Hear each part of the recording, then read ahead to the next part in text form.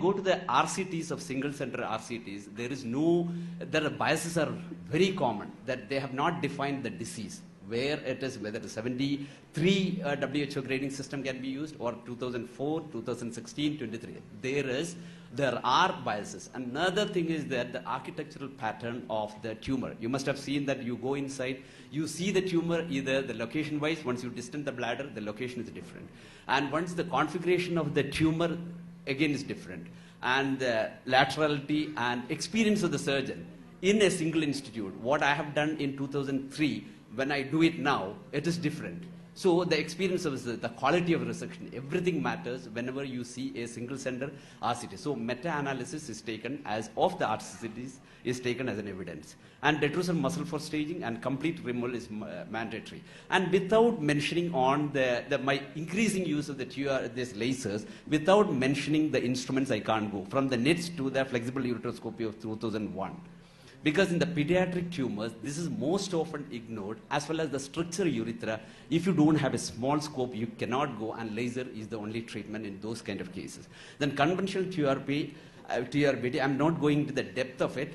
What I believe is, seeing is believing, and feeling is the truth, as the British man, he stated once. So this is one of the disadvantages of the monopolar or the bipolar TURBT. What you do is, it's the bleeding. I am not against the TURBT, it is one of the best, and I prefer that also, especially more than 3 centimeter stones, 3 centimeter tumors, and anterior wall tumors near the bladder neck and all, you will have to use it. But still, the bleeding you see in mono or bipolar TURBT.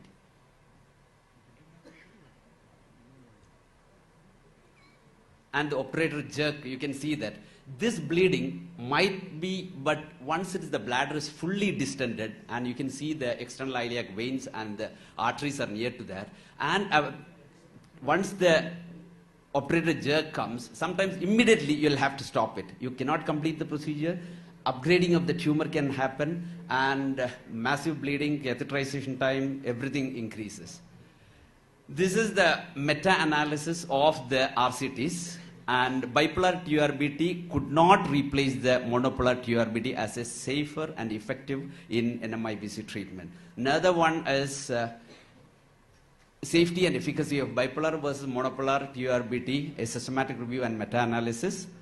That equal incidence of bladder perforations, need for transfusion, similar hemoglobin fall, thermal artifacts, and even though it's slightly lower than that, but both bipolar and monopolar TURBTs have. Another thing is, once you have distended the bladder, this bladder pressure is more than the venous pressure, and the circulating tumors, they have done a good study, the circulating tumor cell, but it has not affected the recurrence or progression of the disease in the long evaluation.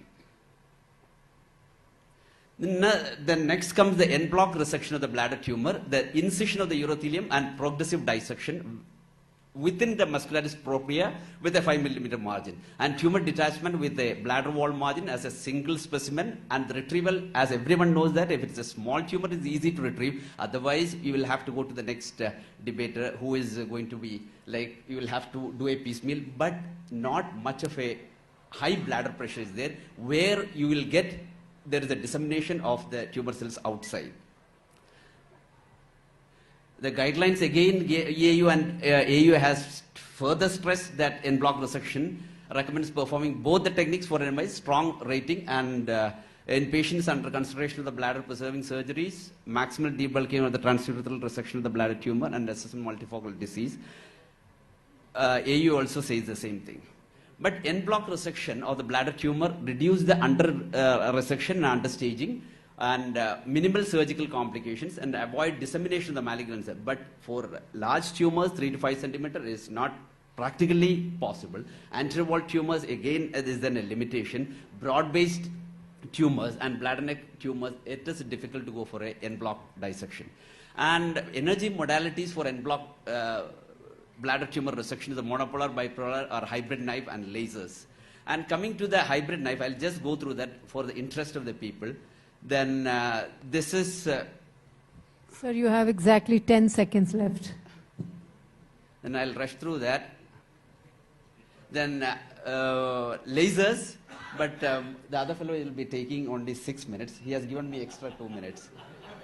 Then lasers, light amplification by simulated emission radiations. And first in 1966 in dog bladders they started, and it was the pulse dye lasers initially. And lasers have that, everyone knows that this will have, it has a monochromatic energy source is there, there's an active medium and solid liquid gas, and whichever it defines is the frequency and the wavelength.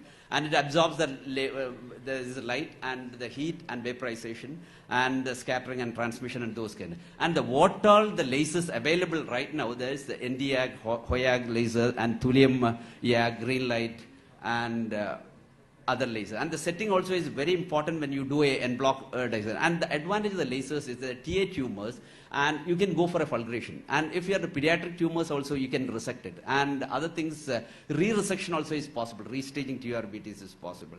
And HOYAG laser, now it is the laser fiber, thulium fiber laser is coming. Instead of that fiber, inside is the fiber inside the console, and you have a pumped diode laser along with that, and this is connected outside, and it has got more of a precision. This is the in thing now in the en-bloc resection. Little to no carbonization, precise incision, excision. This all matters, the staging of the tumor, tangential excision, because you know that the tumor won't grow uniformly. It will be in the lamina propria and anamysis. It is not directly going. When you cut it tangentially, the staging, the grading, staging, everything affects, which will later on will affect the treatment. And electrosurgery and lasers, you can see that the blood clot here, this is the laser resection. You have a clean resection near the ureteric orifice, you can, and the tumor, there's one study they say that in the near the ureteric orifice, we put a stent, there is a tumor dissemination, and they have seen that some of the ureteric tumors, upper tract tumors coming. So you need to come to your concluding slide, please. In conclusion, there is no operator nerve jet, that better hemostasis, post-op irrigation, recurrence rates, minimal charging, tumor near the ureteric orifice can be done, and more precise tissue cutting, no need to stop the blood thinners, anesthesia even under local and daycare, small caliber flexible instruments. And these are all the studies, evidences, these are all the like RCTs of the, meta-analysis of the RCTs, not the RCTs per se. Then one more thing I would like to show is... Sir, I'm sorry you've run out of time. I cannot allow you that.